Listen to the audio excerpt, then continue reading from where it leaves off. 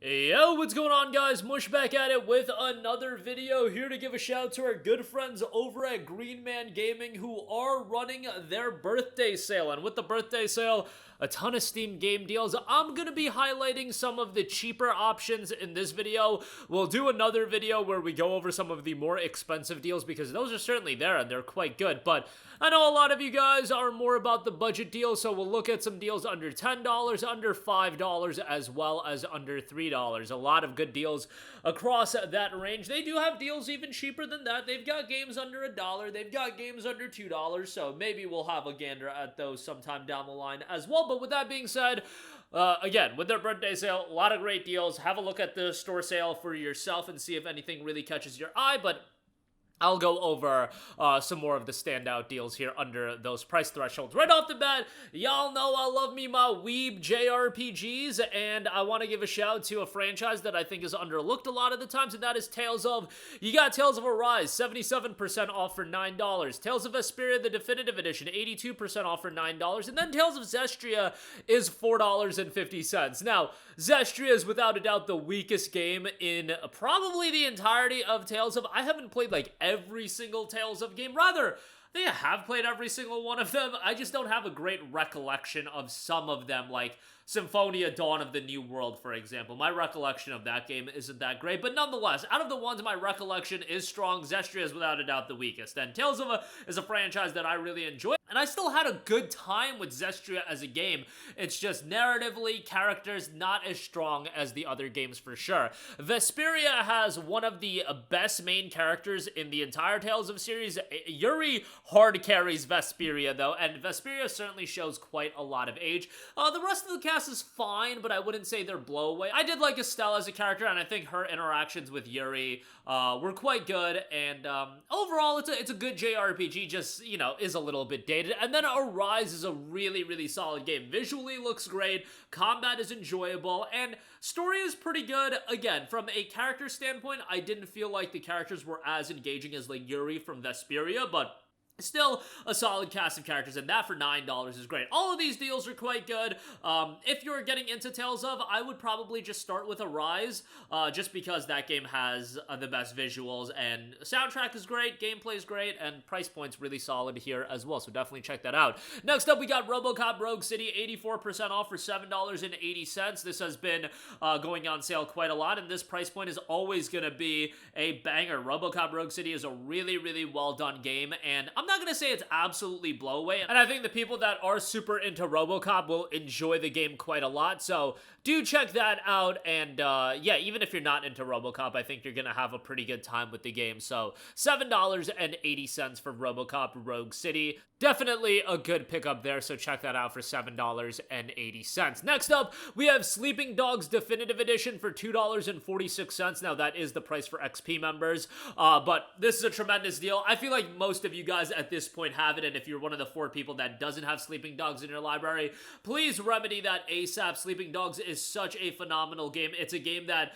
a lot of us, myself included, are desperate for a sequel of, but it's a great open world action crime title that saw some comparisons to GTA. Some people called it GTA in Hong Kong, but it's really more than that. It's got more of a focus on the gritty narrative, the hand-to-hand combat, and it's really well done, and an awesome soundtrack. Sleeping Dogs doesn't get a lot of love for its soundtrack, but the soundtrack is absolutely great. For $2.46, this is an excellent deal. Definitely recommend that. Next up, we have Dishonored 2, 91% off for $2.55, another game that I am desperate to get a sequel for at some point, but I don't know if that'll ever happen. At this point, Arcane seems to be busy with Marvel's Blade, and I don't know what else they're gonna do, but Dishonored is an awesome action stealth title, incredibly immersive and narratively quite good, and offers you a lot of options in how you play the game, in terms of, do you want to go in a more action-heavy approach, or do you want to take it more silently and stealthy, which the silently stealthy approach for Dishonored is usually the more rewarding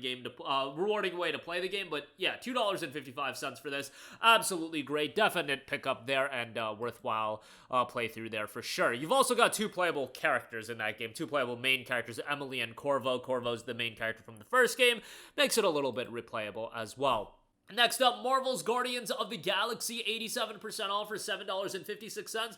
Been seeing Guardians of the Galaxy a lot for this sub, $8 range, and this is a great pickup for Guardians of the Galaxy, a game that I think is criminally underrated. I think coming off the heels of Square Enix putting out Marvel's Avengers, a lot of people just looked at Guardians of the Galaxy as a game they didn't want to check out, but Guardians of the Galaxy is a single-player, narrative-driven game. You primarily play as Star-Lord, which I do know some people weren't crazy about, but overall, I thought this game was awesome. Narratively, it found a good balance between comedy and then also being serious. Gameplay I thought was well done. Soundtrack is great, and the interactions between the Guardians I thought were just really well done. And I wasn't a big Guardians of the Galaxy guy going into playing this game, but I liked this game so much that literally this game was the reason that I mained Star-Lord for a while in Marvel Rivals when I played that. But then I discovered how broken Hawkeye was pre-patch, and I jumped to Hawkeye real quick. But Star-Lord was a lot of fun as well. $7.56 for Guardians of the Galaxy.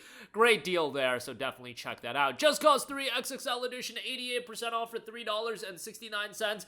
If you want an open world game that you could just create absolute chaos with, Just Cause 3 is one of the best options. You're not going to get narratively invested into one story of Rico Rodriguez, but you will get invested into all of the chaos and explosions you cause. And it's a great game to play through if you want to listen to like a podcast at the same time, because again, you're not looking to get invested into the story of this game. You're just here to do crazy crap, and yeah, Just Cause 3 has that in spades. This game was a disaster of a PC version when it came out. I don't remember how awful that PC port was, but thankfully much better now, and for $3.69, a good deal there. XCOM 2 The Collection, $7.04 on this. Great tactics game. You get all the DLC here as well. Definite good pickup, and even if you're not that into tactics games, I would say give this a shot, and you might be pleasantly surprised. Very rewarding, and for $7.04, good deal there. We got Middle-earth, Shadow of Mordor, and Shadow of War on sale. $3.12 for Shadow of Mordor, $4.68 for Shadow of War. RIP Monolith, but these games are excellent open-world action-adventure games. Incredibly satisfying combat.